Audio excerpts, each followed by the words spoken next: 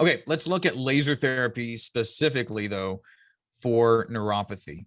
Laser therapy uses safe, non-invasive infrared light to stimulate light sensors deep within the body. This can drive increased circulation to damaged tissues and speed up cellular metabolism. Laser therapy is now termed photobiomodulation because this is not necessarily limited to lasers only. So we're using a more overarching term of photobiomodulation. You can still use the term laser therapy. That's what a lot of people are more familiar with, but our really correct term is photobiomodulation. That includes light from LEDs and other sources as well. First evidence of the action of low-level laser therapy came from Dr. Mester's experiments. I'm not going to read this whole slide, but it's pretty interesting, kind of an accidental discovery that laser in the visible red 694 nanometer range and 632 nanometer range can actually stimulate improved metabolism and then wound healing as well.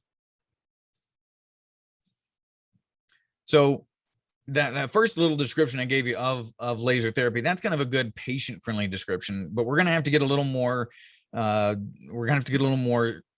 technical because we're talking about healthcare practitioners deciding whether or not they're going to use laser therapy and how to use laser therapy for neuropathy. So let's get a little more technical now. Light therapies, photobiomodulation specifically refers to the use of low-level light in the red to near infrared range to stimulate cellular functions for physiological or clinical benefits. It's been used to improve wound healing, reduce pain, and many other human applications. It can be supplied by lasers or light-emitting diodes.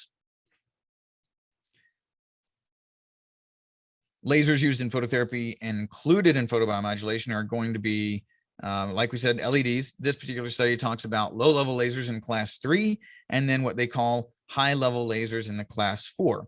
So lasers are divided in different classes. If you're in the class 3, they generally will go up to about 500 milliwatts. And then your class 4 lasers are going to be any lasers over 500 milliwatts. This study goes on to say the effectiveness of photobiomodulation on the target tissue is dependent on the parameters used, such as the light source, the wavelengths, the energy density, the light pulse structure, and the duration of the laser application. This is small and probably a little bit hard to see, I know, but I want to put up here because there are several terms that are important to understanding how to structure good light therapy treatments. The wavelength is probably the biggest factor here. If you don't have the right color of light, the right wavelength, then you will not have success with light therapies.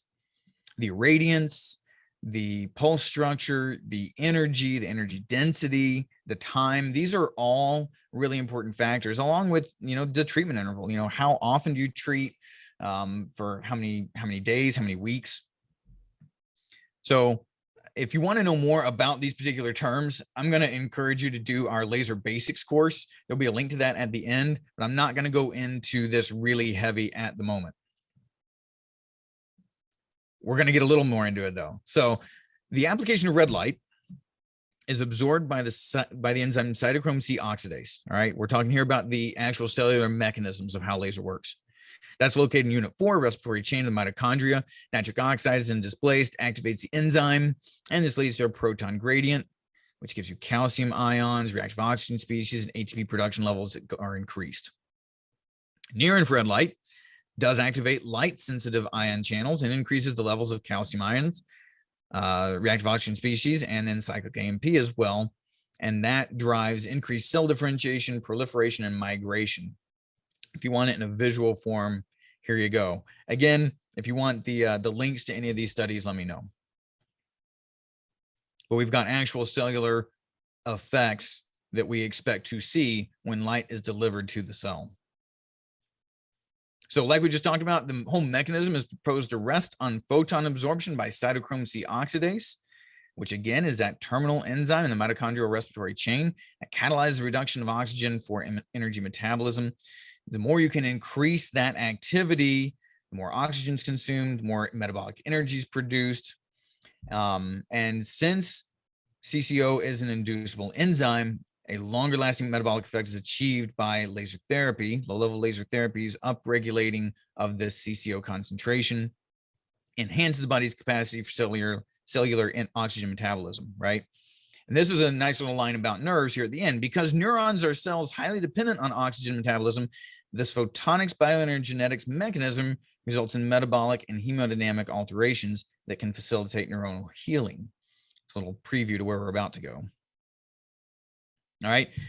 But not only do we have cytochrome C oxidase as a photoacceptor in the cells, but also the interfacial water layers in the cell, around the cell membranes and within the membranes of the mitochondria are critical to having improvements in the tissues and in how well the cells function.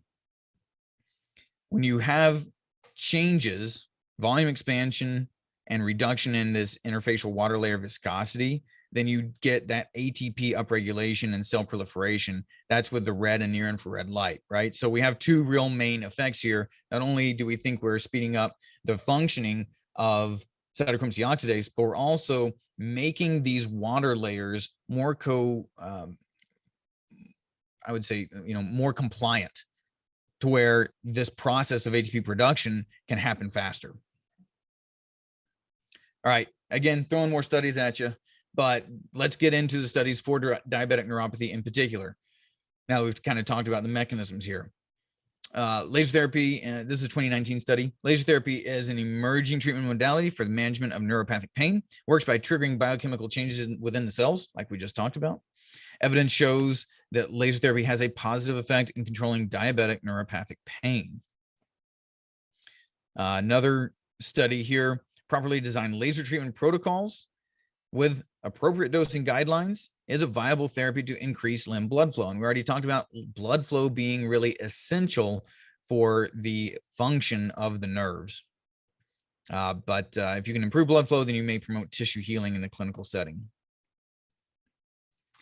Another study states that among the effects of photobiomodulation on nerve injury, it was verified that the laser potentiated the process of nerve regeneration observed by I knew I was going to start with this one.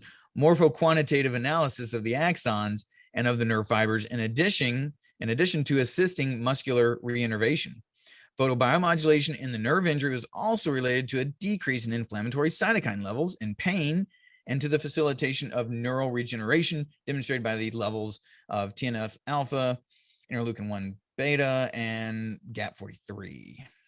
So not only pain, but these guys are talking about nerve regeneration, muscular reinnervation, and decreasing the inflammatory cytokine levels. This is a big deal because to this point, we don't really have other modalities that can stimulate nerve regeneration.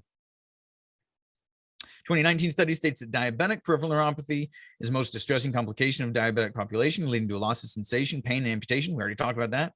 But laser therapy has been used to manage nerve injuries as it holds the potential to induce a biostimulatory effect with no side effects. That's a big piece here because your medications are going to have side effects. Laser therapy does not. There was a significant increase in not only vitamin D and magnesium levels after laser therapy, but improvement in the quality of life after laser therapy as well.